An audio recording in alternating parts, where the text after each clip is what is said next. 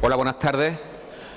Muchísimas gracias a todos por estar aquí con nosotros en esta primera conferencia inicial del Foro Diálogos Loyola de 2015.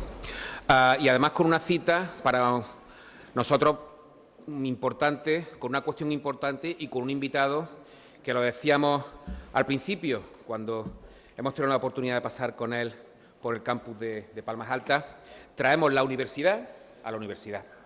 Un invitado que yo creo que la presentación que hará el rector es suficientemente, no solamente conocido, sino prestigioso y reputada su trayectoria.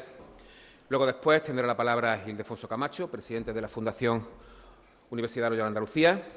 Posteriormente el rector de la universidad, Gabriel Pérez, presentará al conferenciante y luego tendremos al conferenciante que sea tan amable de poder responderla. Muchas gracias. Cuando quiera, Rafael, tienes la palabra. Muchas gracias, Paco. Muy buenas tardes. El ministro de Educación, don Ángel Gabilondo. Agradecer también a la Universidad de Loyola la oportunidad que nos brinda de participar en este foro que, como bien decía Paco, llevamos 4 años y pensamos que aportamos un lugar de encuentro al debate en donde podemos sacar conclusiones de máxima actualidad. Como saben, en CaixaBank año tras año seguimos trabajando para impulsar iniciativas sociales que atiendan a los que más lo necesitan. Invertimos en el futuro de los jóvenes a través de la educación y difundimos la cultura, la ciencia, para que todas las personas tengan acceso a ellas. Nuestro compromiso con la educación de los más jóvenes nos lleva a impulsar iniciativas como Educaixa, un proyecto que engloba toda la oferta educativa de la obra social La Caixa, pensada para la formación de nuestros escolares y para complementar la educación formal en las escuelas. Más de 1.600.000 niños, que es una cifra, yo creo, bastante respetable, han participado en estas actividades de Educaixa durante el pasado año. También apoyamos a los jóvenes talentos universitarios porque pensamos en el futuro de nuestra sociedad. Desde 1982 convocamos anualmente el programa de becas con el propósito de ayudar a los estudiantes españoles con más talento a ampliar su formación académica en las mejores universidades del mundo. 218 becarios se beneficiaron de estas becas en el año 2013. También estamos cerca de la investigación. Respaldamos con 11 millones de euros el pasado año la investigación en diferentes campos y en colaboración con los mejores centros de investigación con el objetivo de poder erradicar en un futuro enfermedades como el SIDA, el cáncer o las dolencias cardiovasculares.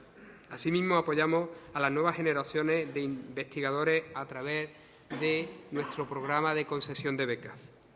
Me gustaría con esto dar una idea de que en Caixa estamos también de una forma muy activa cerca de la educación, como una forma de ayudar a personas que no pueden, con sus medios, acceder a la educación que a ellos les gustaría. Solamente, nuevamente, agradecer a Diálogos Loyola y al ponente, a Ángel Gabilondo, que nos acompaña esta tarde, y muchísimas gracias también al rector de la universidad. Muchísimas gracias. Buenas tardes.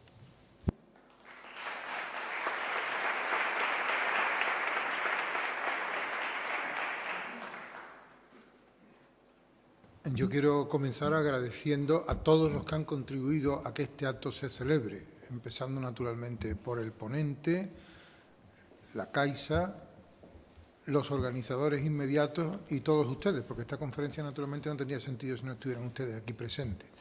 Como presidente de la Fundación Universidad Loyola y como miembro de la Compañía de Jesús, quería decir 2 cosas. Primero, ustedes saben que cuando San Ignacio de Loyola fundó la compañía, él no pensó para nada en que la compañía se dedicara a tareas educativas, pero que en los primeros años ya de funcionamiento, con el primer grupo de jesuitas, pues empezó a comprender que el campo de la educación era un campo fundamental para tener una presencia efectiva en la sociedad. Y cuando él murió ya había más de 30 centros docentes funcionando en el mundo. La compañía a partir de ahí ha tenido una tradición importante en el campo educativo y esa tradición todavía hoy sigue viva. Yo creo que si don Ángel Gabilondo nos va a hablar del futuro de la educación, a mí me gustaría que lo asentáramos en este pasado de nuestra propia tradición, porque también nosotros desde los centros educativos de la compañía estamos buscando nuevos caminos para que en un mundo donde la educación ya no es tarea de poca gente, ni tampoco tiene un reducido grupo de destinatarios, pues que nosotros encontremos también caminos nuevos. Por eso creo que la tradición de la compañía enlaza con el futuro de la educación de la que nos va a hablar el ponente.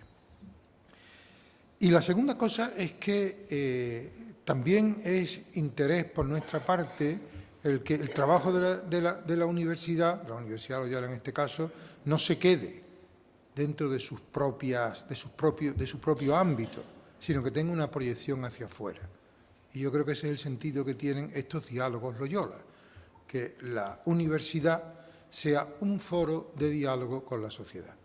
Y en este sentido, pues la presencia de todos ustedes aquí, pues yo la interpreto no solamente como que son ustedes personas que vienen a oír una conferencia, sino como que entramos en un diálogo porque la aportación de la sociedad a la universidad es tan importante o más como pueda ser la aportación de la universidad a la sociedad.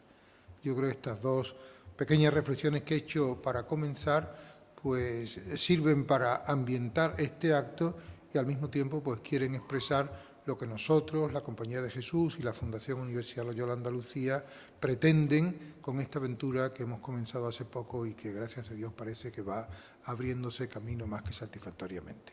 Pues nada más, muchas gracias.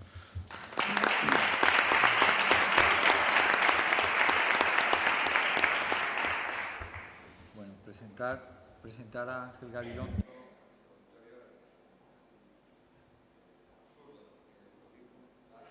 Son un montón de páginas y podrían ustedes encontrarlo fácilmente en Internet.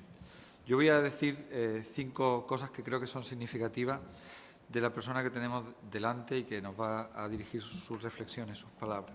En primer lugar, es conocido que fue ministro de Educación. Luego va a hablar de educación. Hay pocas personas más autorizadas que una persona que ha sido ministro de Educación. En segundo lugar, fue presidente de la CRUE, de la Conferencia de Rectores de la Universidad Española, y por tanto fue rector, y creo que eso también lo habilita para poder hablar de educación, y de educación desde una perspectiva también desde la gestión. Fue rector de la Autónoma de Madrid, con lo cual la experiencia de la gestión también le da un cierto carácter de competencia como para poder hablar y hacer la reflexión. Pero es que además de todo eso, es catedrático de universidad, por supuesto, lo cual también da otro índice de su habilitación.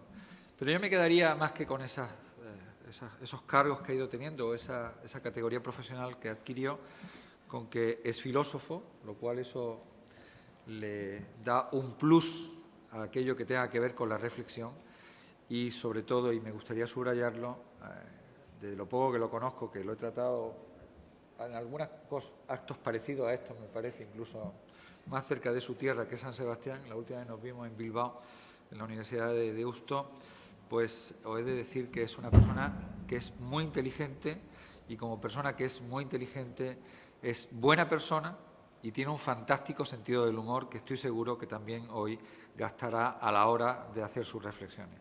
Por tanto, querido Ángel, darte las gracias por haber venido y haber aceptado nuestra invitación en Diálogos Loyola. Gracias por estar en la Universidad Loyola Andalucía. Gracias por las reflexiones que hemos compartido en algunos ámbitos y, sencillamente, tienes la palabra.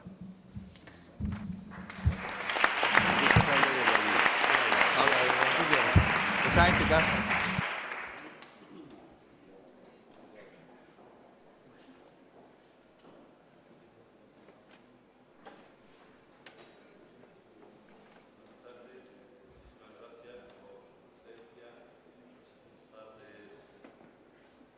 Andalucía, Sevilla.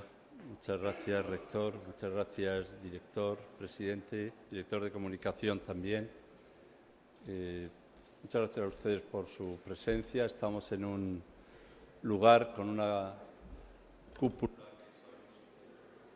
que se puede abrir, ¿no? Un lugar de hospitalidad, donde personas que no necesariamente hemos de pensar igual somos capaces de convivir y de encontrarnos y de hablar. Es un signo también de reconciliación por la palabra, un sitio maravilloso que nos recuerda que aún tenemos mucho que hacer para aprender a vivir con quienes no piensan quizá como nosotros, ni necesitamos que piensen como nosotros. Somos capaces de vivir siendo diferentes, teniendo creencias, opciones, posiciones distintas, y somos capaces de vivir unidos así. Esto es lo que dice la palabra universidad, ¿no? Yo suelo decir unidiversidad, que yo era rector de la Universidad Autónoma de Madrid. Esta unidiversidad que indica también hasta qué punto, pues, un foro como este, yo quiero felicitarle, rector, presidente, ¿no?, el que hayan creído que es importante que nos encontremos para hablar, para dialogar. Sigo creyendo que este es el camino, es el único camino. El acuerdo no es solo el mejor camino, es el único posible. Y venía a hablarles de educación, ¿no? Yo creo que el enemigo, nuestro enemigo, es un enemigo común, y ese enemigo se llama la pobreza. Ese es nuestro enemigo. La pobreza no solo de medios y recursos, sino también la pobreza de oportunidades, de perspectiva, de miras, la pobreza de espíritu, la pobreza de horizontes, la pobreza de discurso, la pobreza de proyectos, la pobreza que siempre inequidad, vulnerabilidad, con todas sus modalidades. Nosotros hemos recibido un legado, y ese legado es aquel que nos tiene que hacer combatir la pobreza. Si alguno lo quiere llamar el hambre, las hambres, todas las hambres son nuestros enemigos. Nosotros luchamos y combatimos las pobrezas y todas las hambres.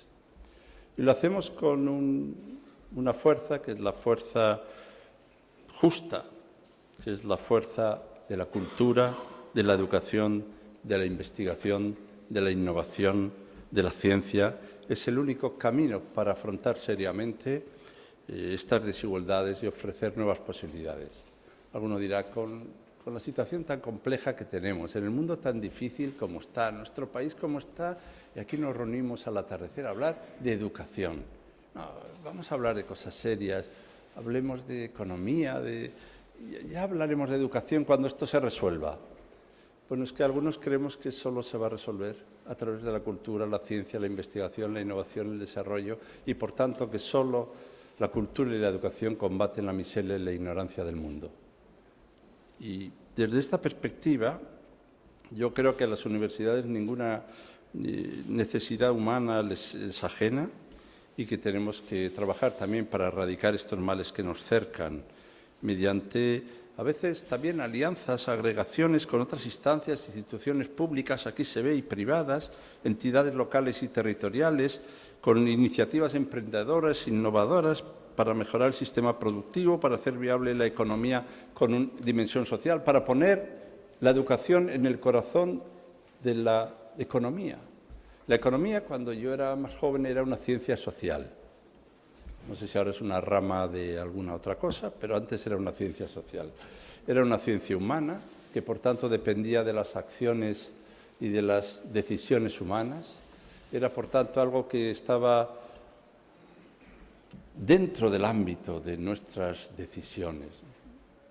Alguna vez he dicho con sorpresa que me encanta la respuesta de Kant a la pregunta de si el género humano progresa hacia lo mejor. Es de una sencillez tan contundente que yo me siento desafiado por la respuesta. ¿El género humano progresa hacia lo mejor? La respuesta de Kant es brillante. Dice, eso depende de lo que hagamos. Reconozcan que es brillante.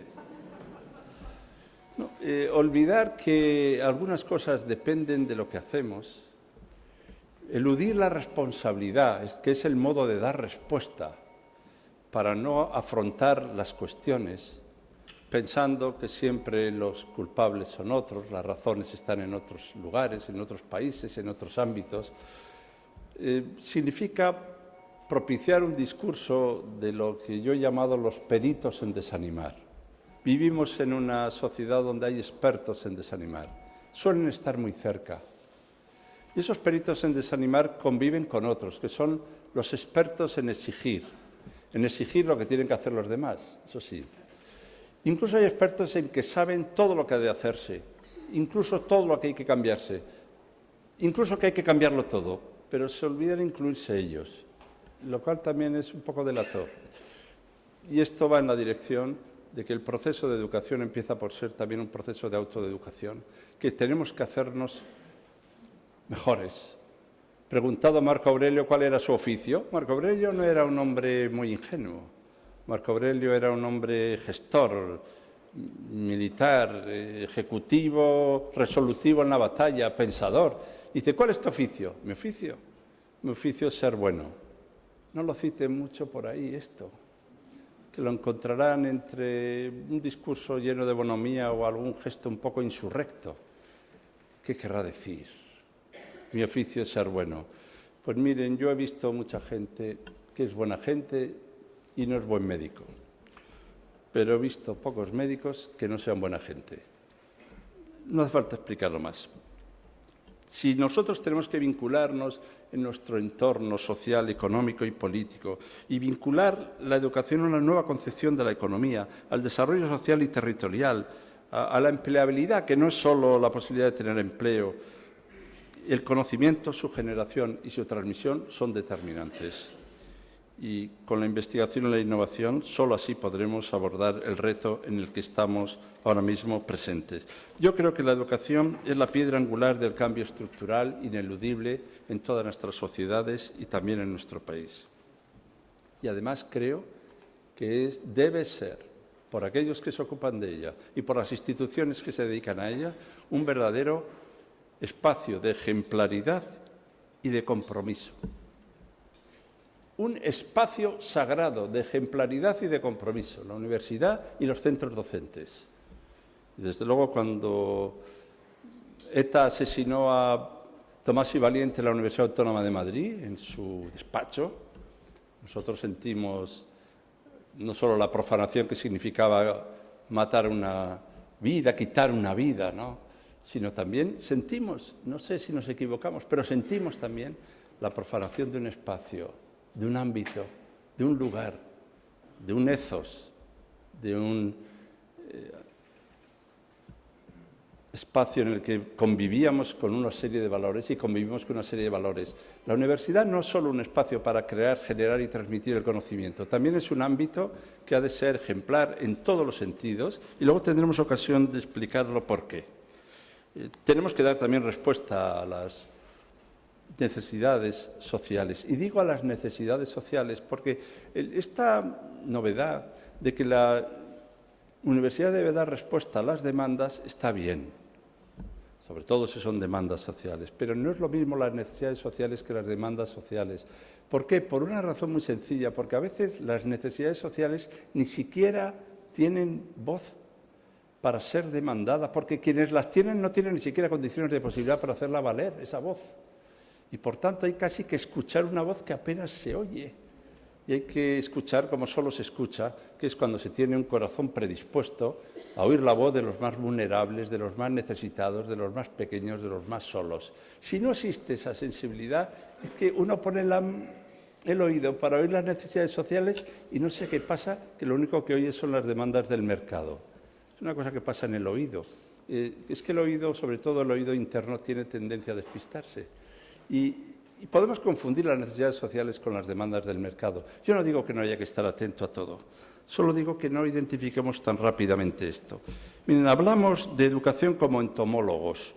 Diseccionamos, clasificamos, y a veces nos falta esto que yo ahora no sé transmitirles, pero créanme que me gustaría, que es implicación, comprensión y corresponsabilidad, toda la sociedad, porque no se educa solo en horario escolar, no se educa solo en horario escolar.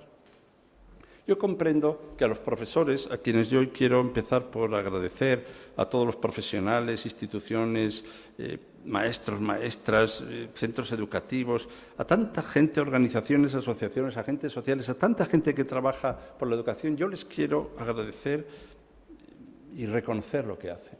Seguro que hay alguno aquí A ustedes les estarán todo el día agradeciendo lo que hacen, pero por si acaso yo se los recuerdo.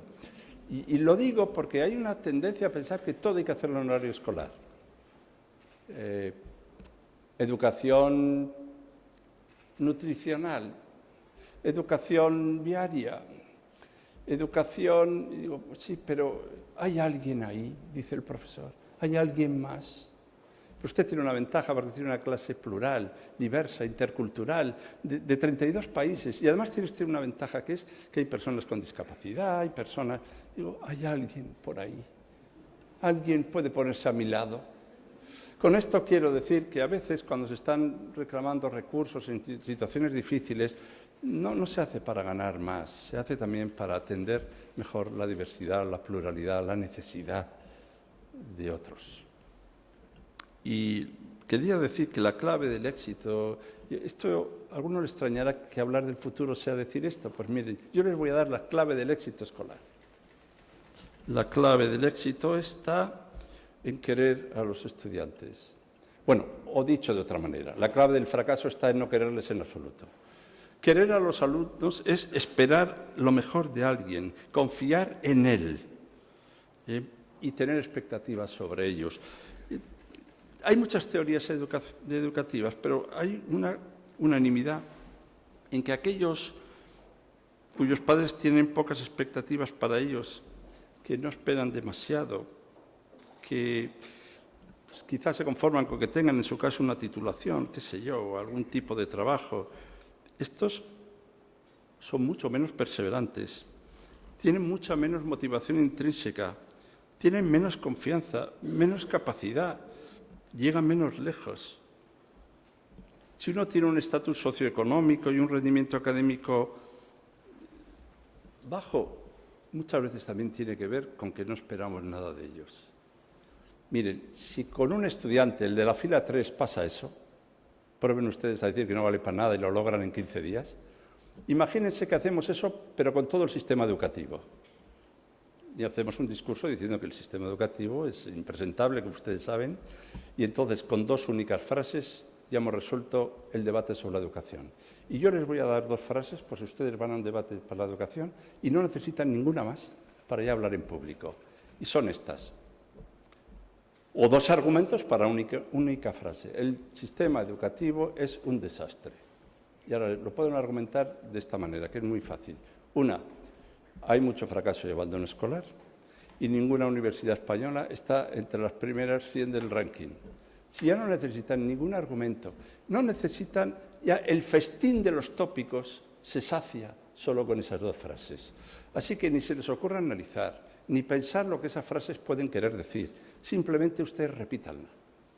Y si tienen algún familiar, díganles que tiene muchas vacaciones y que además trabaja muy poco. Así iremos creando país por la vía de generar el entusiasmo educativo. Y yo soy más bien partidario de alguna otra cosa. Y voy a ver si soy capaz de decir de que soy partidario. A mí me parece que educar es una de las tareas más complejas de nuestro tiempo, una de las que exigen mayor dedicación, que tienen más capacidad de generar ilusión, que da más confianza y expectativas a una sociedad de ciudadanos libres, porque solo a través de la formación y la educación se ejerce la condición sin exclusión de ciudadanos, que nada ha hecho más por la reconciliación y la inclusión social que el conocimiento, que la mayor de las exclusiones es la exclusión del conocimiento, que apartar a alguien del conocimiento es hundirle sus perspectivas de vida y, por tanto, un centro, una institución, una universidad tiene como misión también saber que formar ciudadanos activos y libres es también generar espacios de libertad y de justicia, es decir, espacios éticos. Y, por tanto, o nos ponemos a la altura de esos desafíos, o si no, lo que haremos es adiestrar, formar dóciles empleados, buscar personas que tienen una cierta capacidad de insertarse en el ámbito laboral. Igual si nos descuidamos y le enseñamos un poquito de más, nos sale un sobrecualificado. Yo les quiero decir que no he conocido sobrecualificados, he tenido mala suerte en mi vida. La gente que conozco más o menos tiene algunos muy buena formación, pero sobrecualificados. Salvo que sobrecualificados quiera decir que estamos dando una formación que no atiende a los verdaderos requerimientos sociales y demandas de la sociedad y entonces que hemos confundido la empleabilidad con el empleo, entonces sí estoy de acuerdo. Pero si no, pensar que uno tiene demasiada formación es como creer que uno tiene demasiada salud. Es que este tiene más salud de la que necesita. Debería tener un poco... Es que le han dado a ustedes más salud que la que gasta por las tardes. Algo así como si hubiera una idea de que el conocimiento es algo que solo tiene sentido en tanto en cuanto se aplica inmediatamente. Es decir, una idea pragmatista, tecnocrática, utilitarista del conocimiento, cuyo único sentido no está en la liberación y socialización personal, en la creación de tu propia libertad, sino que el fin de la educación sería simplemente que por la tarde pueda aplicarlo. Y claro, si usted le enseña además, pues tiene un lío el pobre, luego tiene que elegir y tiene que preferir, y yo creo que educar es aprender a elegir y aprender a preferir. No estoy diciendo que no haya un problema, que lo hay, entre la relación de los títulos universitarios y las verdaderas demandas y requerimientos de la sociedad. Y que puede ocurrir que no hayamos atendido esa relación, que estemos ensimismados, que puede ocurrir que uno entienda que el conocimiento es un conocimiento para su propio provecho y crecimiento, y el conocimiento solo se tiene si se da. Hay cosas en la vida que solo se tienen si se da. El día que uno aprende esto, ha aprendido todo. El amor, por ejemplo, solo se tiene si se da. Si uno dijera, no lo voy a dar, que se me va a acabar y me voy a quedar sin nada. Pero si solo lo tienes en el gesto de darlo. Las gracias, no voy a agradecer porque si soy muy agradecido me voy a quedar sin gracia. Las gracias que uno tiene son las gracias que uno da. Las gracias son, el agraciado es el agradecido y el conocimiento igual. Así que, señor rector, evite que en los despachos pongan un cartel que diga, no molestar, estoy haciendo currículum. Hay que lograr que el conocimiento se difunda, se transfiera, se genere, llegue verdaderamente allí donde es capaz de producir espacios de bienestar, espacios donde haya verdaderamente sociedad del bienestar, donde haya verdaderamente clase media, y media no quiere decir mediocre. Media significa también que tiene sanidad, que tiene educación, que tiene respuesta a las necesidades sociales, que puede vivir con dignidad. Y por eso el conocimiento debe generarse, crearse, transferirse socialmente. Y esto no es una modernidad que obedece a un rendimiento y claudicación ante el mercado. No, no. Esto es un reconocimiento de la dimensión social del conocimiento, que es absolutamente imprescindible para entender un futuro para la propia universidad. Si no, ¿qué pasará? Pues que algunos dicen, bueno, la universidad tampoco es un lugar singular del conocimiento. Oye, el conocimiento se genera en muchos sitios, de muchas maneras, en muchos ámbitos, y por tanto se puede acceder a él. Sí, pero es que la universidad no es solo un lugar para el acceso del conocimiento, es también un lugar para aprender a vivir de una cierta manera, a convivir con quienes quizá no piensan como tú, también a relacionarte con el conocimiento. Tiene que ser ejemplar a la hora de contratar, a la hora de edificar, a la hora de organizar los espacios, a la hora de relacionarse las personas, a la hora de fijar también los modos y los comportamientos de vida. La universidad tiene que ser una referencia social. Si no es eso, pues claro, uno dirá, pero si no es eso, la alternativa, voy a ir rápido, se llama el rincón del vago. Y ya está. O la Wikipedia, ya está. O hagamos cursillos, que también yo soy partidario de que hagamos cursillos. Pero, ¿qué tiene la universidad que no tiene la Wikipedia y que tienen los cursillos? Si no es exactamente un lugar donde vivir con otros para generar posibilidades de vida vinculadas a un conocimiento que responde a las demandas de la sociedad. Educar es también educar en la palabra y educar en el ejercicio de la libertad. Estamos en un momento difícil, la crisis económica también es una crisis de modelos sociales políticos, una crisis de valores. Miren, yo es que prefiero hablarles a ustedes desde el supuesto de que ustedes son muy inteligentes y que incluso, como suele ocurrir, un buen estudiante aprende hasta de un mal profesor. Miren, es absolutamente importante que comprendamos que no basta hablar de valores. Sí hay que hablar de valores. Yo ya sé que los conocimientos tienen que estar vinculados a los valores y que a veces los olvidamos. Es cierto. Conocimientos, competencias, actitudes y valores deben ir juntos, nunca por separado. Conocimientos sin valores, muy inquietante. Los médicos de Hitler tenían mucho conocimiento, pocos valores. Ojalá hubieran tenido menos conocimiento. El conocimiento tiene que ir con competencias, actitudes y valores. Que en este país nos hemos equivocado, en España nos hemos equivocado a veces creyendo que bastaba el conocimiento olvidando los valores, puede ser. También hay otros sectores que se han olvidado de que eran importantes las actitudes, las competencias también eran importantes. Otros creyeron que solo bastaban las competencias y las actitudes. Miren, no los separemos. Competencias, actitudes, valores. Y si esto va unido, entonces tenemos que aprender por un sistema que es muy universitario, que es como solo se aprende por contagio, por contacto, ¿no? El Dios de Aristóteles dice que es el único que sabe tocar, el único, dice Aristóteles. Dice, porque toca con el pensamiento. Y cuando alguien te toca con el pensamiento, prepárate, que eso sí que es tocar de verdad. Y por tanto, esta idea de aprender a contagiar, que es a transmitir también porque algo se vive, nos lleva a una cosa muy difícil, que es la importancia decisiva del papel del profesor. Yo sé que hay modelos muy alternativos y muy singulares. Nunca será posible aprender sin profesor, sin profesora. Nunca. Alguien que te contagia una forma de relacionarte con el conocimiento, con el saber. Esto no quiere decir que no haya formas tecnológicas distintas, innovadoras, metodologías diferentes, pero siempre hay detrás alguien que está transmitiéndote un amor por algo, una pasión por algo, una relación por algo. Y por eso la selección, la formación, la permanente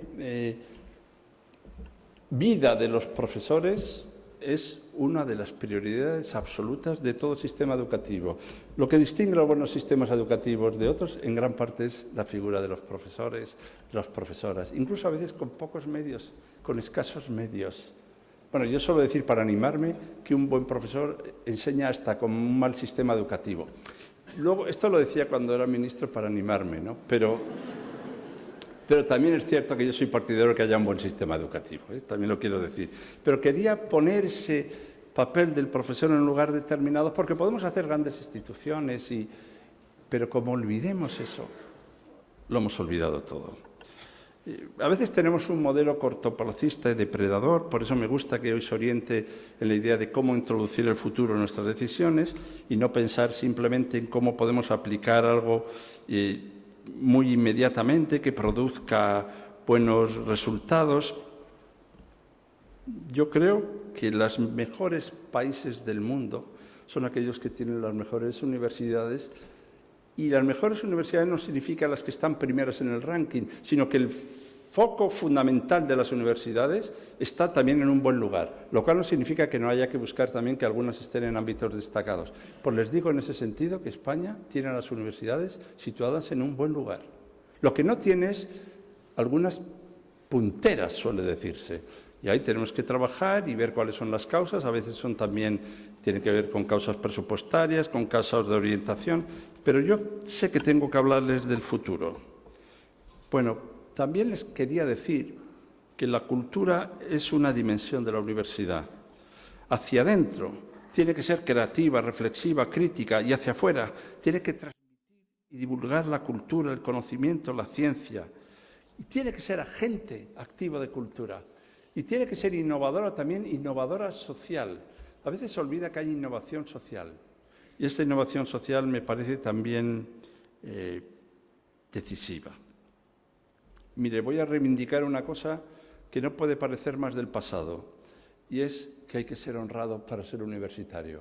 Perdonen, yo soy de esta opinión.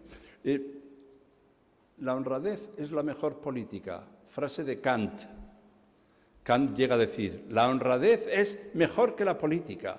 Frase de Kant. Yo me animo pensando, bueno, lo mejor es ser un político honrado. Bueno, esto es una cosa que yo me llamo así, pero lo que quería decir es que vuelve a ser necesario, el señor rector lo sabe y le tocará hablar en público más de una vez, vuelve a ser necesario reivindicar la dignidad, la honradez, el trabajo bien hecho, la amable cordialidad, la escucha. Y eso no le quita a uno ni intensidad, ni coherencia, ni fuerza, ni eficacia a la hora de actuar. También liderazgo a la hora de hacer propuestas, más educación de calidad y para todos, y una verdadera cohesión social y territorial. Las 9 regiones más desarrolladas del mundo están en el contexto de una universidad. Una universidad tiene que incidir en su entorno social, económico, geográfico, territorial y político, generando mejores condiciones de vida. Miren, es casi un test. Si una universidad no procura eso en su entorno, no es una universidad. Ya sé que esto es muy difícil, porque estamos muchas veces tratando de formarnos, de dar cuenta ante la verdad de la NECA, de ser evaluados, pero no podemos perder esta perspectiva. Situar la educación, como he dicho, en el corazón de la economía es también reconocer que la educación es la mejor política económica, la mejor política económica. Por tanto, yo no estoy haciendo ningún discurso contra la economía, al contrario, estoy diciendo que la mejor política social puede ser también la mejor política económica, la de verdad.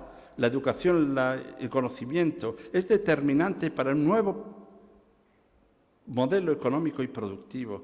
Si no, somos cortoplacistas. Solo con educación hay progreso y bienestar social. Si no, no será posible. Y además también la educación tiene que ser, y la universidad, protagonista de las transformaciones sociales. Es decir, poner el saber al servicio del bienestar y de las transformaciones sociales. La educación debe ser transformadora. Y entre estos objetivos de la educación, la educación combate sobre todo la indiferencia. Estamos en un espacio, en una casa de la diferencia. Reivindicar la diferencia es decisivo. Y alguno dice, ¿pero usted no es partidario de la igualdad? Digo, sí, soy partidario de la igualdad. ¿Pero no ha dicho que reivindica la diferencia? Digo, sí, reivindico la diferencia. Derecho a la diferencia. Derecho a la diferencia sin diferencia de derechos. Entonces está claro que de igualdad defiendo, la igualdad de los derechos. No la igualdad que signifique la aniquilación de la propia singularidad.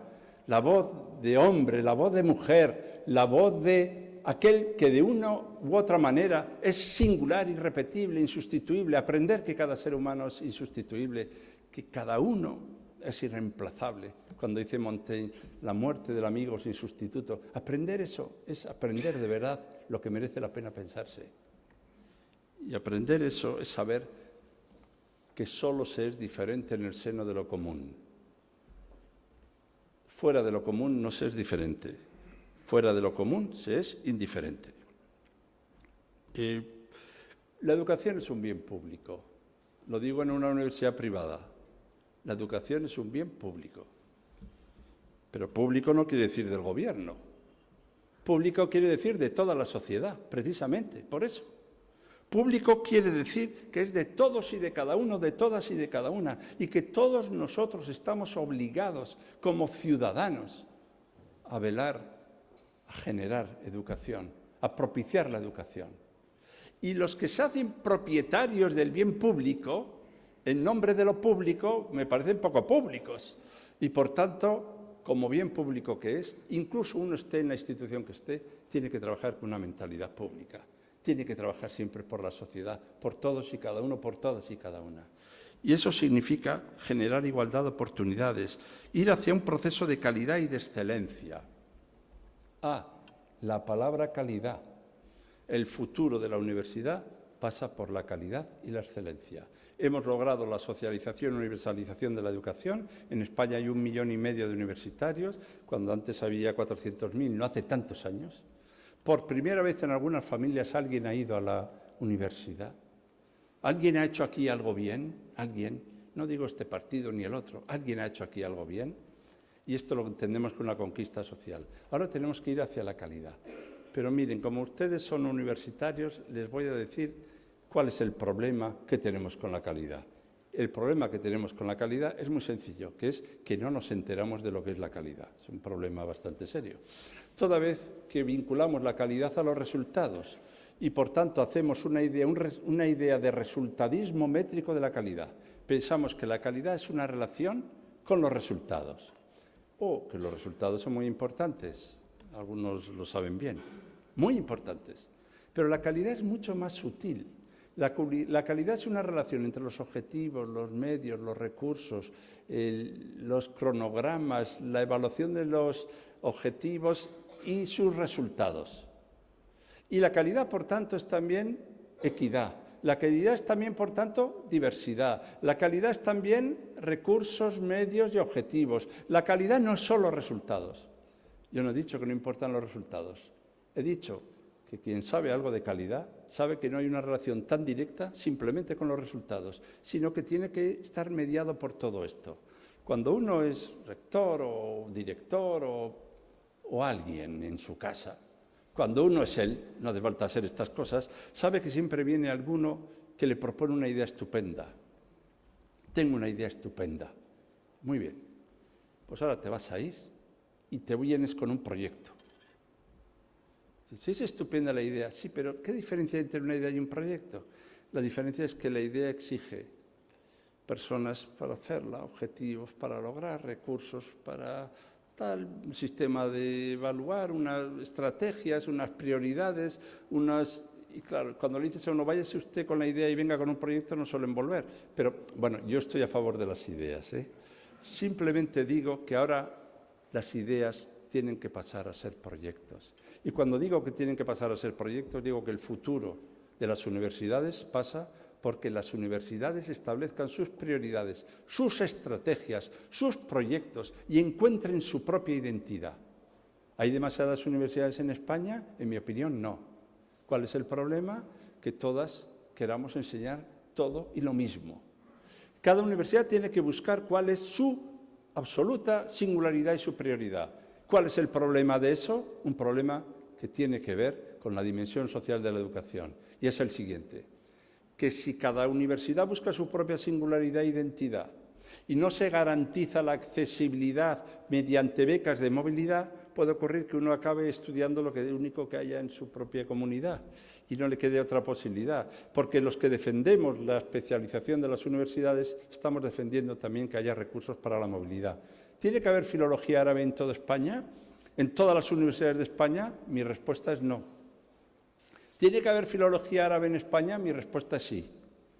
¿Qué sitios tiene que haber filología árabe? Pues en los sitios donde, por circunstancias culturales, medios, profesorados, elecciones, pueda hacerse. ¿Puede haber algún chico que quiera hacer filología árabe y no lo puede hacer porque no es exactamente en su ciudad? Es aquí donde empieza el problema que he llamado de las becas de movilidad. Y por eso, los que hablan una y otra vez diciendo que sobran universidades, espero que ese mismo día hablen también de la necesidad de que haya becas de movilidad para que nadie, nunca jamás, por razones sociales y económicas, se quede sin estudiar. Se les olvida esto segundo. Y olvidándote lo segundo, lo primero, la verdad es que suena mal. ¿Para qué nos vamos a engañar? Al final solo puedes estudiar lo que hay en tu entorno. Salvo que en cada entorno estén todos los estudios, en cuyo caso yo no estoy de acuerdo. Procuramos un mal resultado. ¿Qué tiene que hacer Loyola? Primero, ser autónoma, que lo es, y por tanto no le voy a decir yo lo que tiene que hacer. Lo que sí le puedo decir es lo que sí he sugerido, que es buscarse a sí misma, entender la autonomía como la capacidad de subrayar sus señas de identidad, de encontrar cuáles son sus prioridades, cuáles son sus estrategias, cuáles son sus capacidades, con qué entornos y con qué posibilidades cuenta, quiénes somos para hacer esta universidad y qué es lo que queremos ser. Y luego hacerlo con realismo, con eficacia, midiendo los pasos. Yo no voy a enseñar a la compañía lo que ha de hacer. No he llegado a este deterioro. Lo que sí quiero es decirles que esto es lo que una universidad es y esto es lo que una universidad tiene que hacer. Y encuentro también decisivo que es imprescindible intervenir para afrontar los obstáculos que interfieren arbitrariamente a veces las decisiones y las posibilidades. Y por eso yo creo en las políticas públicas. Y creo que creer en las políticas públicas no significa combatir, perseguir o denostar las iniciativas privadas, en absoluto. Y creo que las políticas públicas son muy importantes para combatir la arbitrariedad, para eliminar situaciones de vulnerabilidad, para que algunos no sean víctimas de interferencias arbitrarias. Pero, desde luego, si alguno se cree que se defiende lo público denostando lo privado, se equivoca. Ese es mi juicio. Mi juicio es que se defiende lo público haciéndolo mejor, valorándolo, haciéndolo eficiente, haciéndolo accesible, haciéndolo justo, haciéndolo de calidad y de excelencia. Y como yo creo en la educación como un bien público, lo que creo es que hemos de defender profundamente esta dimensión pública de la educación. Y que quien no defienda esa dimensión pública de la educación, ¿saben a quién les hace daño también? A la iniciativa privada. Y por eso los buenos centros privados no entienden que deben combatir la iniciativa pública ni denostar las políticas públicas. No es ese su camino, ni suelen hacerlo. Y el futuro, desde luego, de la educación no pasa por otra posibilidad que crecer juntos. Miren, las universidades del Reino Unido son prácticamente todas públicas. Solo hay una privada que fundó Margaret Thatcher y que no ha ido bien, pero no porque la fundara ella, pero no ha ido bien. El caso es que las universidades públicas, allí toda la sociedad participa en ellas y nadie entiende que están interfiriendo, que están impidiendo su libertad, que están obstaculizando su autonomía porque propongan ideas, porque propongan recursos, porque participan en ellas. Entiende que las universidades son de ellos como país. Nosotros también hay que ver de dónde venimos para poco entender que tenemos algunas inquietudes, pero yo creo que hay que hacer un pacto social por el conocimiento y que este pacto social por el conocimiento exige poner el conocimiento, como he dicho, en circulación y buscar consenso y solidaridad para lograrlo. ¿Por qué creo en un acuerdo como futuro educativo? ¿Hacia dónde va la educación? La educación hay dos posibilidades. O a ningún sitio, que es la posibilidad A, que va bastante bien, o la posibilidad B, que es hacia un acuerdo. No hay más camino que la estabilidad de objetivos, la estabilidad económica y financiera, la estabilidad legislativa y normativa y la estabilidad de equipos, es decir, introducir el futuro en las perspectivas educativas para que podamos ir a algún lugar. Sin esa estabilidad, con este activismo legislativo, que en cuanto nos sientan en un lugar y empezamos a buscar por todas partes el boletín oficial del Estado, con este activismo legislativo yo creo que nos equivocamos. Y no temamos a los acuerdos, que no hay que renunciar a las convicciones de uno para defender los acuerdos. A veces alguno me dice, ¿pero cómo vas a ponerte de acuerdo con alguien que no piensa como tú? Digo, pues que eso es un acuerdo. Es que si ya piensa como yo, la verdad que no le veo el acuerdo por ningún lado.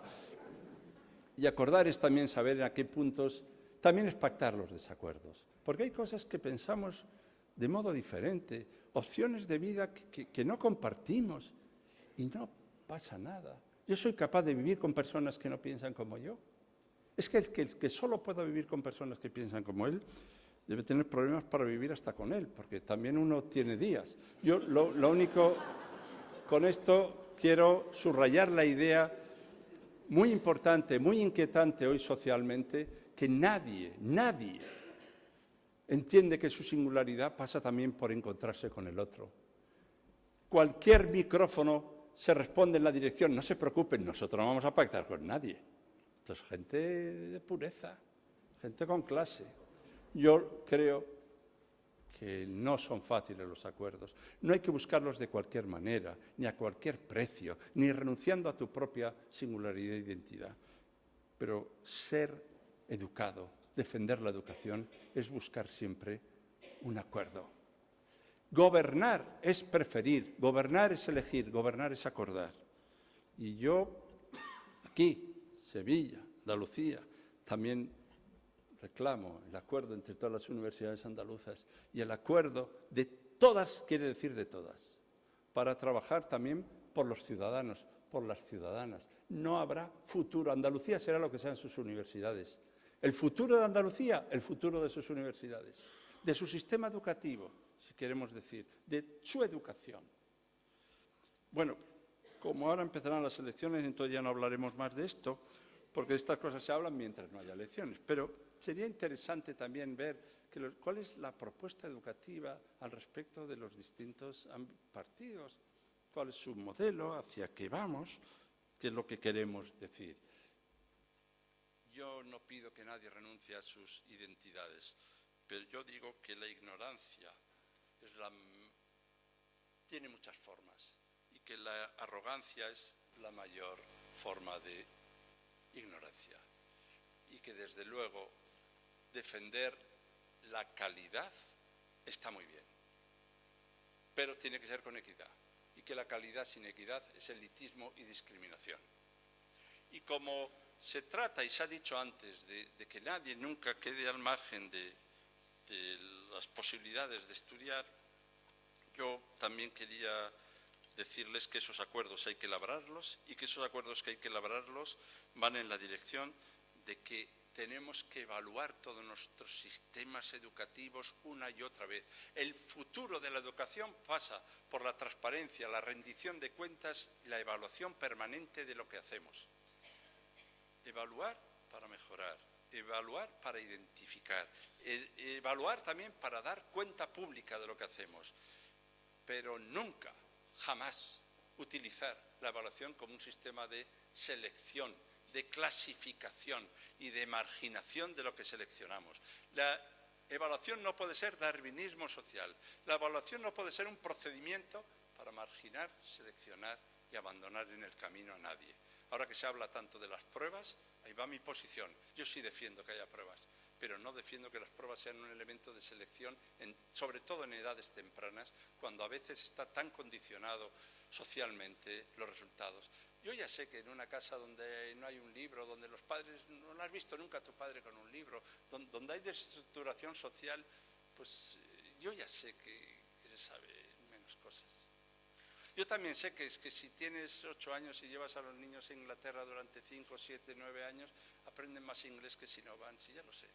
Si usted examina a un chico de 17 años que ha ido 9 veranos a Inglaterra, sabe más inglés que el que no ha ido. Es una experiencia que tengo yo de un análisis que he hecho. Pero lo que ocurre también es que a veces ha ido porque ha tenido condiciones. Y hay que ser exigentes y hay que evaluar, pero hay que saber también que a veces a ciertas edades está muy condicionado por la oportunidad y por la posibilidad. Y como yo sé que Loyola tiene una sensibilidad social acreditada, porque la tiene, lo único que pido también es que, puestos a hacer también compromisos en una misma dirección, se haga un compromiso también social por reivindicar la oportunidad, la igualdad de oportunidades como una de las claves determinantes de la educación. También quería señalar que a veces la calidad, que he dicho que también es equidad, diversidad, flexibilidad, participación, pasa por hacer estrategias. Incluso coordinar las estrategias y hacer un marco estable de planificación y aplicar estos criterios de calidad, relevancia e impacto social mediante la eficiencia y la rendición de cuentas, haciendo planes sin temor, con perspectiva de futuro, que no importa que sean para dentro de 10 o 15 años. Si el mundo es especialista en hacer planes del milenio, además cada año diferentes, esto es lo bonito. Hacemos planes del milenio y cada año lo cambiamos el plan del milenio. Pero yo sí pido que haya una planificación con perspectivas. Y miren, en la Estrategia Española de Ciencia y Tecnología e Innovación, que era 2013-2020, se hablaba de estas cosas, pero también se hablaba de la incorporación de la perspectiva de género en las políticas públicas. Y esto está hecho en una estrategia de ciencia y tecnología.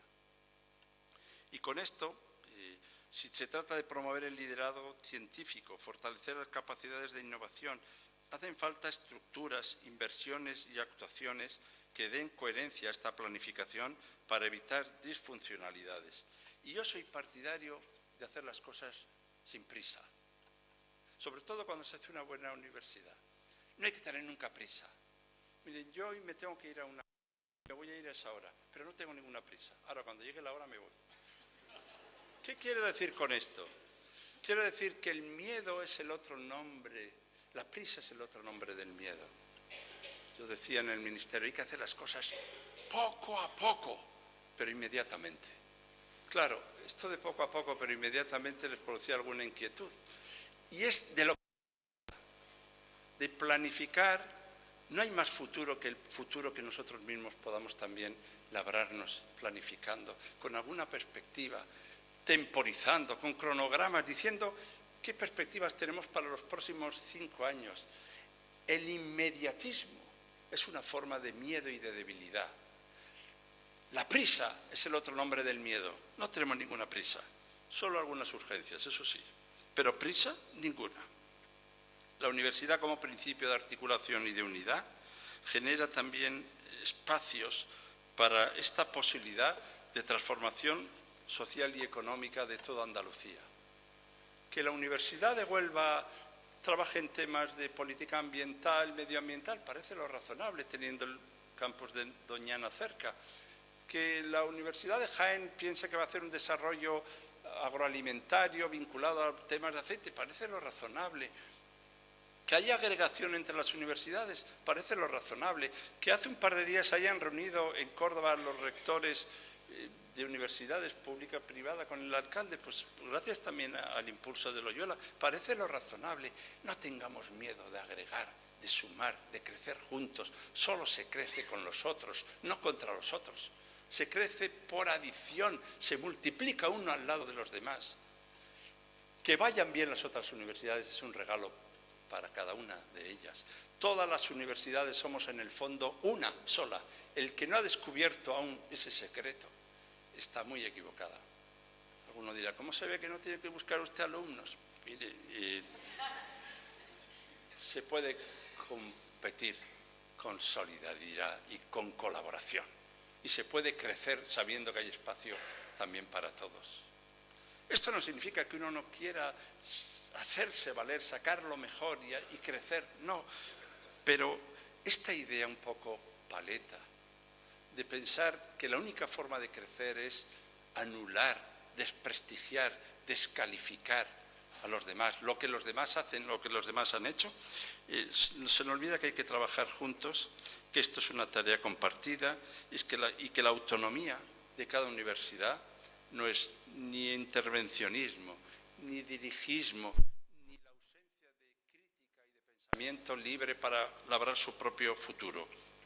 La ciencia, la cultura y la educación necesitan la intervención de todos, es para ello imprescindible y yo creo que solo compartiendo estos planteamientos, porque a veces hay indigencia no solo de conocimiento, también de pensamientos, podremos avanzar. Así que una universidad, la mejor manera que tiene de ser incompetente es creerse autosuficiente. Y yo creo que para lograr objetivos como la libertad, la equidad, la cohesión, solo la educación podrá lograrlo.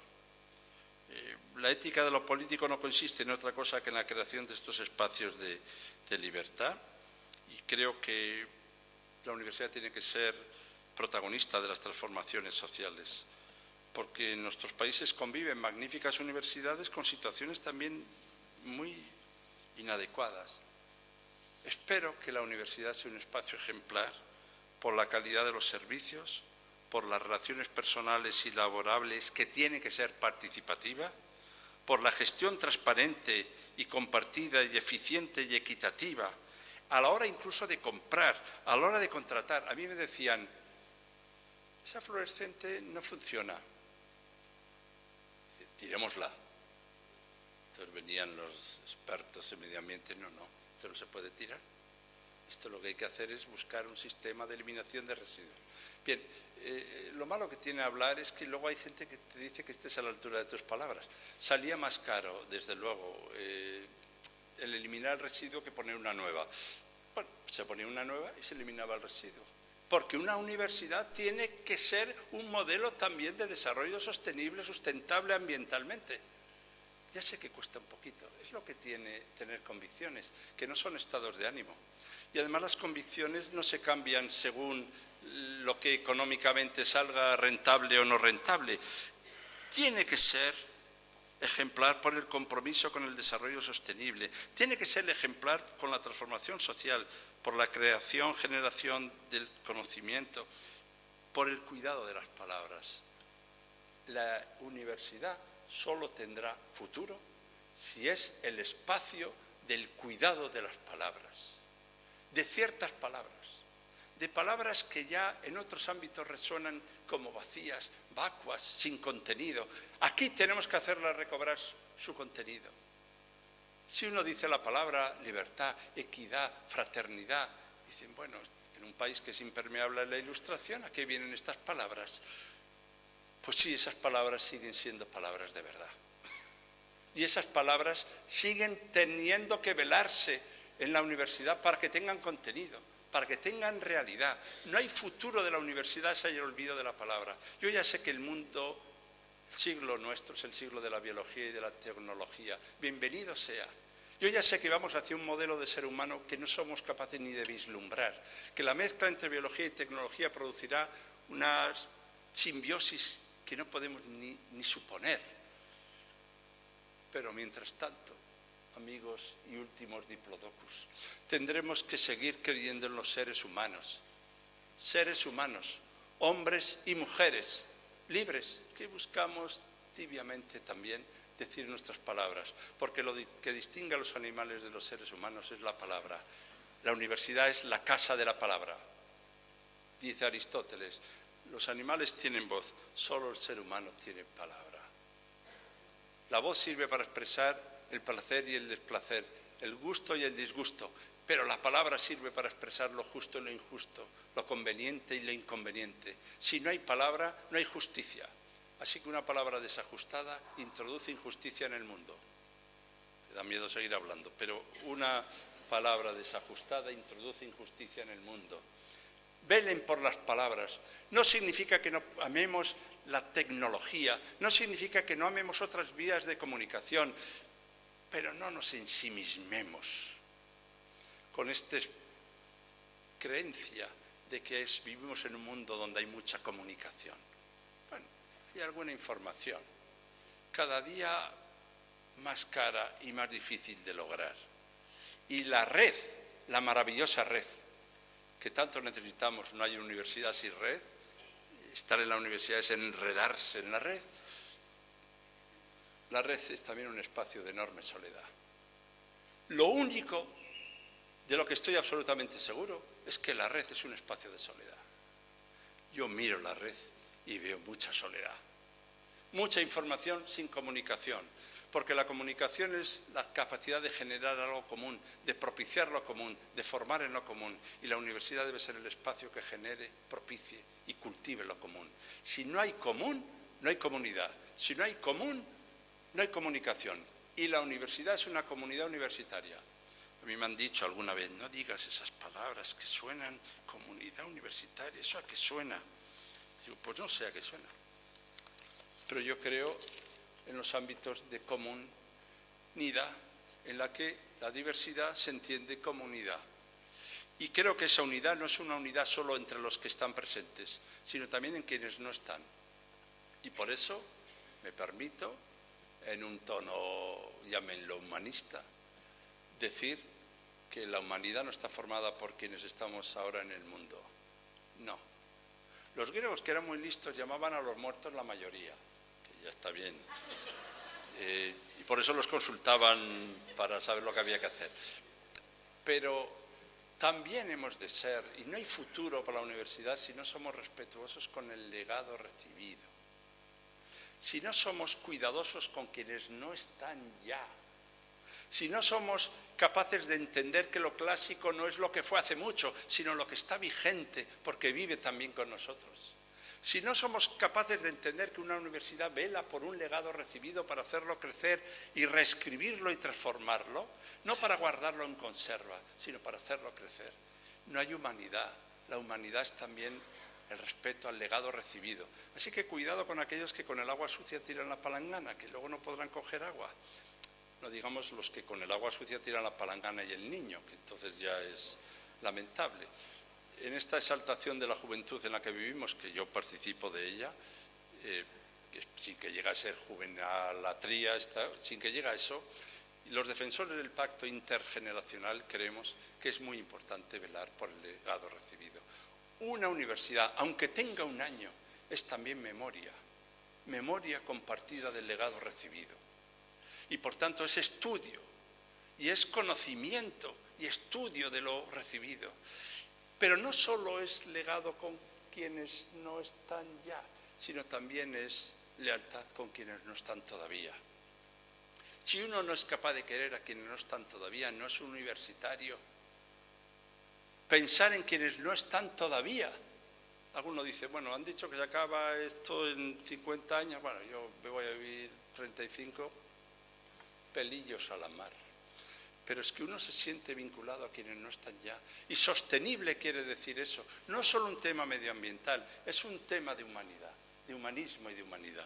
Y entender eso, y me lleva casi en la línea de ir acabando para no ir más lejos de lo que debemos ir, a pensar que el conocimiento socialmente rentable es el que debe ser económicamente rentable, que el desafío es hacer compatible la rentabilidad social con la rentabilidad económica y que eso solo es posible a través de una sociedad que es la sociedad generada en torno al conocimiento generado y transmitido también a través de la vinculación con los entornos productivos, los entornos sociales, económicos, con los entornos también locales y también con los entornos sociales capaces de generar otra innovación.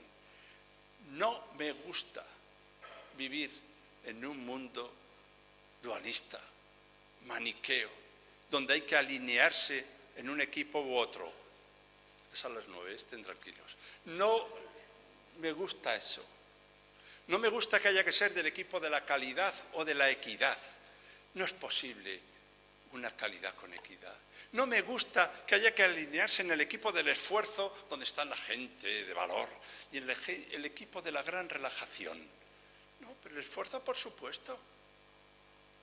Pero es que a veces oímos dar lecciones de esfuerzo a los que no han tenido que esforzarse nunca, jamás. El esfuerzo, por supuesto, pero es que a mí el esfuerzo ya me parece hasta poco. Yo reivindico la entrega, que es más que el esfuerzo, la entrega. Entregarse, amar a una universidad, sentir los colores de la camiseta. Yo cuando era rector, tenía unas camisetas que ponía soy de la Autónoma. Bueno, les daba vergüenza llevarla allí, pero me los he encontrado fuera de España llevándola. Sentir un poco la pertenencia a una institución. Necesitamos personas, pero también necesitamos instituciones. Y sentir ese orgullo de pertenencia es también luchar por lo que uno cree y trabajar cada día con amor por la institución en la que uno está. Un secreto les voy a contar que lo oí a un padre jesuita.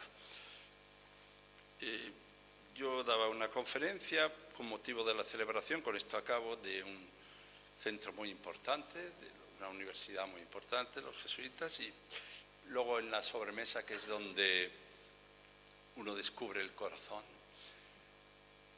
pues estaban hablando y decía, pero es que ustedes tienen tan buena fama. Y entonces me dijo el rector, es que nosotros tenemos un secreto. Y yo dije, un secreto de los jesuitas merece el día.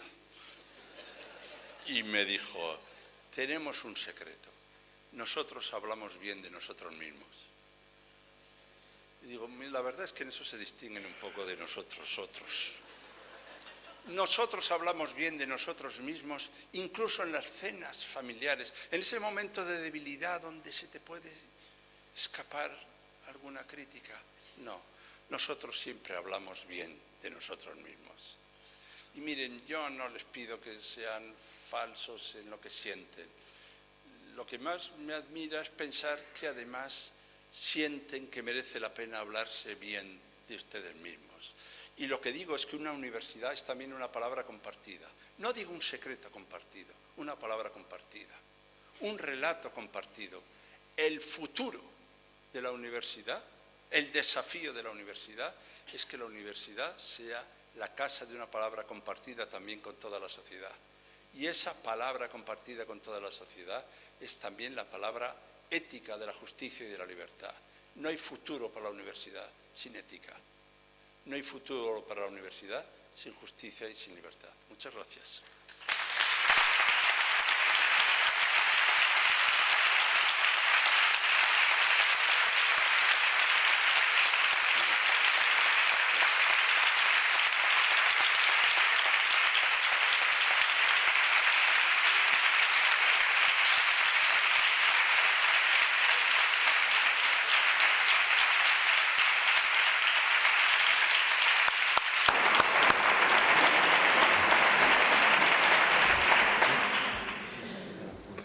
Bueno, la verdad ha sido absolutamente extraordinaria la lección de Ángel, absolutamente tremenda, y las preguntas que tengo aquí están prácticamente respondidas todas, pero vamos a hacer una pequeña selección porque además básicamente la intervención está llena de titulares y más cuando se ha referido a la universidad, que es la casa de la palabra, y palabra ha habido absolutamente de un valor extraordinario. Acuerdo, libertad, unidad, hablar bien de sí mismos, pertenencia, entrega, colaboración, profesores, honradez, calidad, participación, respeto, humanidad, pacto social, educación, universidades y ejemplar como la elección. Entonces ahora, con estas preguntas que tengo aquí, vamos también a ir ajustando un poco, como él decía. Cuando me toque ir me voy, pero que no tengamos ese tiempo. La primera, de Manuel Alejandro Cardenete, de la Universidad de Loyola. ¿Quién debe adaptarse, la universidad al mercado laboral o el mercado laboral a la universidad? Si le parece, porque yo tengo tendencia a decir lo que pienso, que quizás se lean, si le parece, ¿no? Sí. Un poco las que haya. Bien. Y así lo haga una intervención que garantiza que pueda hacerlo en un tiempo más razonable. Estupendo. Pues hay primero, menos peligro. Gracias. Primero, entonces, el mercado laboral. Luego tenemos a Rosario Navarro, de la Universidad de Sevilla. ¿Cree que actualmente la universidad es una referencia social y que tendría, en caso de no serlo, que corregirlo para serlo? Y mejorar ¿qué se podría o qué se debería mejorar en las universidades para que se armonizase la política educativa y la política de empleo? Está relacionada con la primera. Luego Jesús Manuel Río, de Schneider Electric, habla de competitividad y en el entorno académico qué camino podría seguirse para mejorarlo. Y luego una pregunta que no ha estado en la intervención, pero ¿cómo explica que el centro de gravedad de las mejores instituciones universitarias esté pasando de Europa y Norteamérica cada vez más a países asiáticos y algunos de ellos no muy desarrollados? Y finalmente una última pregunta de Manuel Sánchez, que habla de que cuando el profesor de secundaria de su bachillerato se encuentra con alumnos no interesados por la educación e incluso con adultos, ¿qué puede hacer o qué se debe de hacer? Bien, muchas gracias. Son asuntos complicadísimos, ¿no? Me dan ganas de decir que la respuesta es no sé. Esto es lo que me da ganas de decir, ¿no? Me relajo a mí mismo antes de contestar con una anécdota que cuento mucho, porque la habrán oído ustedes, pero que me parece importante, ¿no? Yo hablando a unos presos en la cárcel en Madrid 4, en el Penal, había 300 presos allí presentes. Eran presos de verdad, no internos, no presos. Y pues en un momento determinado, cuando yo hablé, no sé de qué hablé, pues se levantó uno la mano y me dijo: mire, a mí lo que más me duele de estar aquí es que he defraudado a mis hijos. Tengo 3 hijos, era un chico de 30 y tantos años, y yo los he perdido su confianza. Y me gustaría recobrar su confianza. Y me gustaría que me dijera qué tengo que hacer. Yo, que había hablado, supongo, de Aristóteles o algo así, recuerdo, y repito, esto lo cuento mucho, ¿no? Recuerdo que le dije, no sé. Esto es lo que le dije. Después de decirle no sé, hablé sobre bastantes cosas, pero empecé diciendo no sé. ¿Y saben lo que me ocurrió? Que los presos me dieron una ovación. Dije yo, catedrático de metafísica, la mayor ovación de mi vida por decir no sé. Esto también hay que reconocer. Y siempre me he preguntado cómo sintieron ese no sé, ¿no? Quizá pensaron que no quería darles la lección, quizá pensaron que me ponía a su lado, quizá pensaban que compartía su incertidumbre, quizá pensaron que hasta le quise en ese momento. No sé qué pensaron. Solo sé que siempre que me preguntan algo de este calibre, me dan ganas de decir no sé y marchar. Bueno, lo que quería decirles es que no sé sobre estas cosas qué hacer ni qué decir, pero que voy a hablar sobre esto. Conocí a un amigo mío que decía, antes de hablar voy a decir unas palabras. Bueno, pues yo también les puedo decir que antes de decir no sé, voy a demostrar que de verdad no sé. Y lo voy a demostrar de la siguiente manera, ¿no? La palabra adaptarse al mercado laboral es un poco inquietante, ¿no? Un poco inquietante, porque parecería que los objetivos son exactamente los marcados por el mercado laboral. Algo así como que el que establece las indicaciones, las prioridades, es el mercado laboral.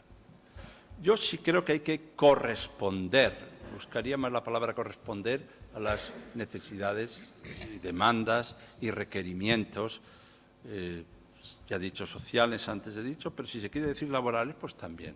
Pero quería también hacer una distinción entre empleabilidad y empleo, que a veces se confunden. La universidad tiene que garantizar la empleabilidad, no tiene que garantizar el empleo. Pobre rector si tuviera que garantizar el empleo de todos los estudiantes. En vez de celebrar que hay muchos estudiantes, celebraría que tiene pocos, porque ya que tiene que buscarles empleo para todos. Lo que tiene que garantizar es la empleabilidad. ¿Qué diferencia hay entre empleabilidad y empleo? La empleabilidad es un modo de formación que consiste en una capacitación tan versátil, tan vinculada a las posibilidades de vincularse a entornos distintos, que tiene una formación capaz de corresponder en distintos ámbitos a situaciones diferentes y además de no dejar de aprender. Porque una de las cosas fundamentales de la educación es que educarse es aprender a incorporarse en una comunidad. Incluso en un niño pequeño, aprender a incorporarse en un grupo, en algo común. Y miren, a veces nos dicen, mire, este chico sabe mucho, ha venido a nuestras reuniones y debe saber mucho, pero como no dice nada, no sabemos si sabe mucho.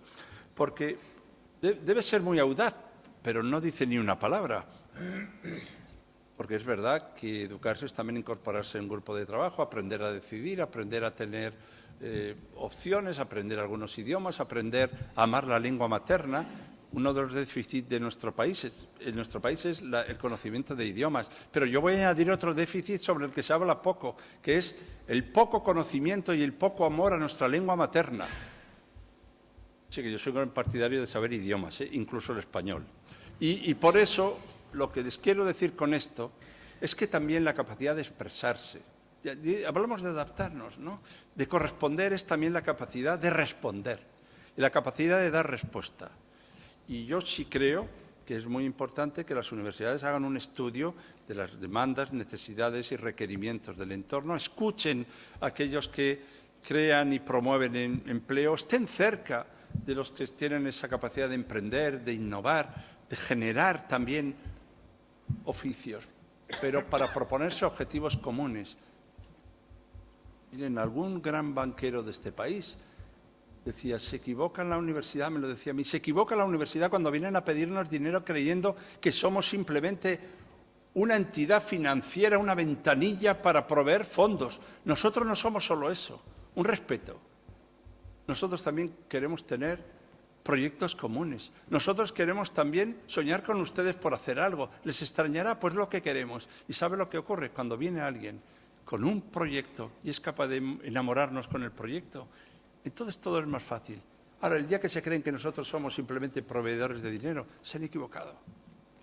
Así que ni siquiera los mejores financieros lo que quieren es simplemente que nos adaptemos por la vía de hacer lo que ellos están haciendo, pidiendo dinero para hacerlo. Dicen, no, eso ya lo hacemos nosotros.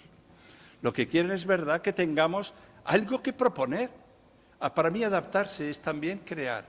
Algunos se cree que adaptarse es sumisión. No, es tener algo que ofrecer, y a eso le llamo liderazgo. Yo tenía un profesor, era de psicología, puede haber sido de otra cosa, que entró a clase el primer día y dijo, ¿qué opináis? Y yo le dije, mire, recuerdo que me levanté, no sé, cosas mías, y le dije, mire, es que nosotros para opinar somos partidarios de que usted nos diga algo. Incluso de que nos proponga algo, de que tenga liderazgo de algo, de que tenga algún proyecto de algo. Yo no le diría todas estas cosas, no era tan valiente. Lo que sí ocurre es que a veces nos pasa esto socialmente. Hay que adaptarse a las demandas de las empresas, de la calle, del pueblo, de la gente. Y yo no digo que no. Lo que digo es que también conviene que les propongamos algo, que tengamos alguna idea, que tengamos alguna iniciativa, que tengamos algún proyecto. Así que, puestos a adaptarse al mercado laboral, lo primero que tenemos que hacer es nosotros también tener iniciativa, proyecto y ser emprendedores nosotros. No solo vincularnos a los emprendedores, ser nosotros emprendedores. Y no estoy pidiendo que vivamos de espaldas a las demandas, estoy pidiendo que estemos más cerca de ellas. A mí me gusta en esta mesa que estemos quienes quizá tenemos misiones distintas, pero somos capaces de convivir y de compartir proyectos como este, por ejemplo, del foro. Esto quiere decir, el mayor susto que se lleva uno es el día que descubre que no todos los universitarios son endogámicos y ensimismados y no todos los empresarios son depredadores y capaces de agotar las realidades de los seres humanos hasta la última gota de sangre. El día que nos dejamos de esos tópicos y somos capaces de sentarnos juntos, entendemos que la adaptación no es asimilación, que la adaptación es trabajar juntos por un proyecto compartido. Y si no lo hay, dejémonos de gaitas. Y ya he hablado de la diferencia que hay entre empleo y empleabilidad. La universidad tiene que ser una referencia social. Yo creo que hemos perdido las referencias sociales, ¿no? En general hay pocas personas o seres horizonte. Eduardo Galeano, y esto también lo cito mucho, ¿no? Dice, porque necesitamos referencias, personas también referencias, aunque no sean deportistas, referencias sociales, personas a las que poder seguir, sitios a los que poder ir. Y la pérdida de referencias sociales lleva a la universidad que tiene que tener este liderazgo social. Ya sé que a veces no lo tiene. El horizonte es inquietante, porque en el horizonte nunca se llega al horizonte. Si hubiéramos quedado esta tarde en el horizonte, no hay acto. Porque según vas llegando al horizonte, el horizonte se desplaza. Y nunca llegas al horizonte. Y Eduardo Galeano se pregunta, ¿y entonces para qué sirve el horizonte? Y dice, pues sirve para caminar. Sí, la universidad tiene que ser esta referencia. Yo no sé cómo se puede mejorar esas políticas, pero sí he dicho que hay que distinguir entre empleabilidad y empleo. La competitividad, pues sí, los grecolatinos tenían competencias, eran rivales en el amor, rivales en el deporte. No está mal competir, a mí me gusta competir, pero si entendemos la competitividad como la anulación del otro, la ausencia de solidaridad, la pérdida de cooperación, la aniquilación del diferente, la supresión del contrincante, yo no quiero esa competitividad. Guárdensela para quien lo desee. Y sí que creo que está bien que una universidad compita con otras también por ofrecer mejores posibilidades, por ser más atractiva, por tener más que dar, por ser capaz de tener la excelencia que por los valores y por el conocimiento sea atractiva. Eso sí es competir.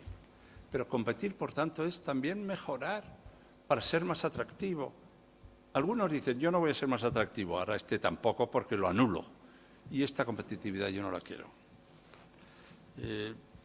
No sé, el centro de gravedad del mundo es verdad que se mueve, no solo educativamente, es verdad que se mueve también socialmente. No duden que el acuerdo entre Estados Unidos y Cuba tiene un poco que ver con esta pregunta que me hacen aquí, con la posibilidad que entienden de que poder poner el centro nuevamente en nuestras queridas Américas, que estaban perdiendo la referencia, recuperar la noción de América, la noción de lo que América es.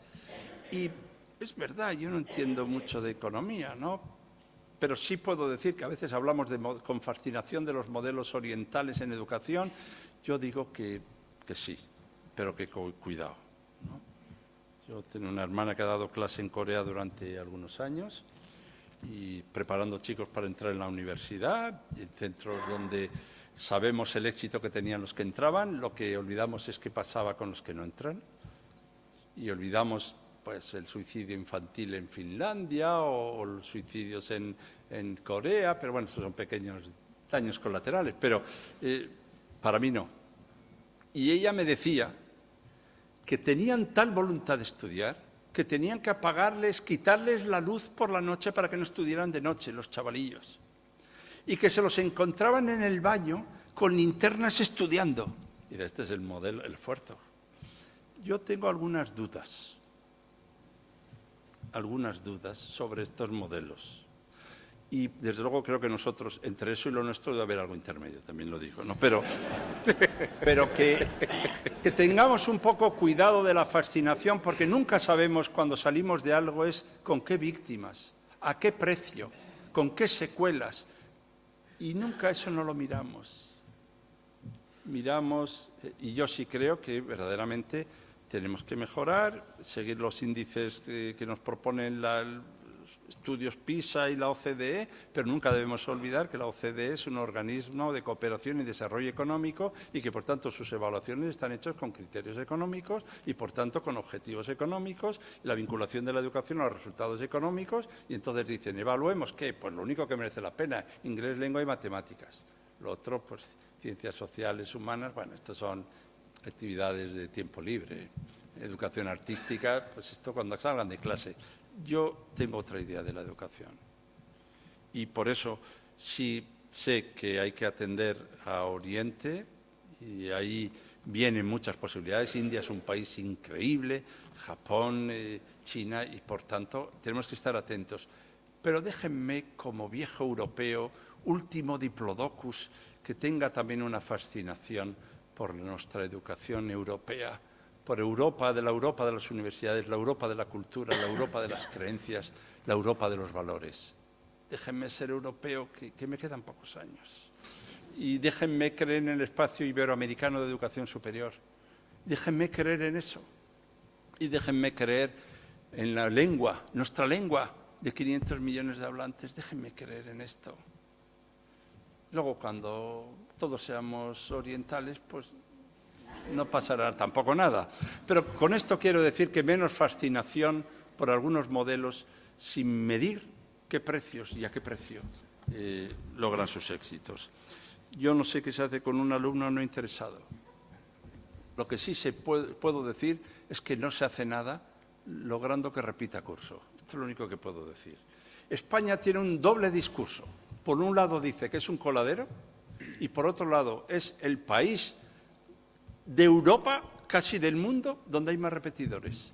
Somos finalistas en el Campeonato Mundial de Repetidores. Y no sé cómo logramos ser a la vez un país permisivo, tolerante, que todo el mundo es un coladero, y a la vez tenemos más repetidores que en ningún lugar. En Francia no repite nadie. La France no hay repetidores. ¿Por qué? Pues porque a veces la ausencia y la soledad de posibilidad de hacer grupos, desdobles, tutorías, la soledad del profesor le lleva a que a veces tira la toalla para Navidades.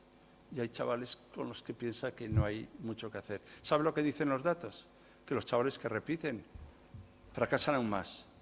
Se desubican socialmente y no logran mejores resultados. Lo que tenemos que hacer es una atención más personalizada dentro de lo que podamos.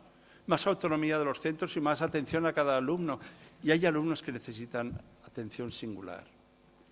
Lo contrario que nos lleva, pues no es que el chico abandone el sistema educativo. Es que el sistema educativo a veces abandona al chico, lo deja solo y lo deja sin horizontes y sin posibilidades. Ya he dicho que no sabía, como ustedes han podido comprobar, lo cual no ha impedido que haya podido decir algunas cosas al respecto. Muchas gracias.